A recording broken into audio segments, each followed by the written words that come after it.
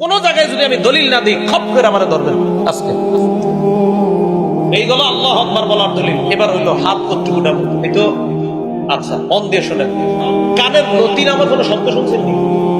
কানের লতি আমরা কিন্তু ছোটবেলা থেকে শিখছি কানের লতি বরাবর। কারণ টেনশনে পড়ে গেলেন আপনারা, হুজুর লতির কথা কই পাইছেন এই প্রশ্ন করেও। লতির কথা এই 391 নম্বর হাদিসের শেষে আছে মুসলিম শরীফ। হ্যাঁ, এই হাদিসের শেষে আছে। বর্ণনাকারী কাতাদা। এই কাতাদা রাদিয়াল্লাহু তাআলা আনহু বর্ণনা, আন্নাহু রাআ রাসূলুল্লাহ সাল্লাল্লাহু আলাইহি ওয়াসাল্লাম কাব্বারা, আল্লাহ নবী তাকবীর বললেন, রাফা ইয়াদাই, নবী হাত উঠাইলেন, হাত্তা ইউহাদি বিহিমা ফুরুআ উযুনাই, আল্লাহ নবী দুই হাত কানের লতি বরাবর উঠাইছে। মুসলিম শরীফের 390 নম্বর হাদিস, কাঁধ বরাবর। বলেন কাঁধ কি বরাবর? কাঁধ। 391 নম্বর হাদিসে দুইটা আমল, একটা হলো কাঁধ বরাবর আর একটা কানের লতি বরাবর। এখন আসেন, হুজুর কাঁধ পাইলাম, কান পাইলাম, লতি পাইলাম, আপনারা আবার বক্তব্যে শিখান যে দুই হাতের বৃদ্ধাঙ্গুলি লতি বরাবর থাকা, এটা কই পাইছেন? তহাবি শরীফ 1 নম্বর খন্ড 144 নম্বর পৃষ্ঠা।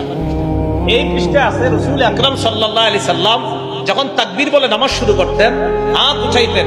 হাত যখন উঠাইতেন তখন রাসূল সাল্লাল্লাহু আলাইহি সাল্লামের হাত্তা ইয়াকুনু ইবহামাহু, নবীর এই দুই বুড়ো আঙ্গুল মুবারক করিবা মিন শাহতাই উযুনাই, কানের লতি বরাবর আসতো।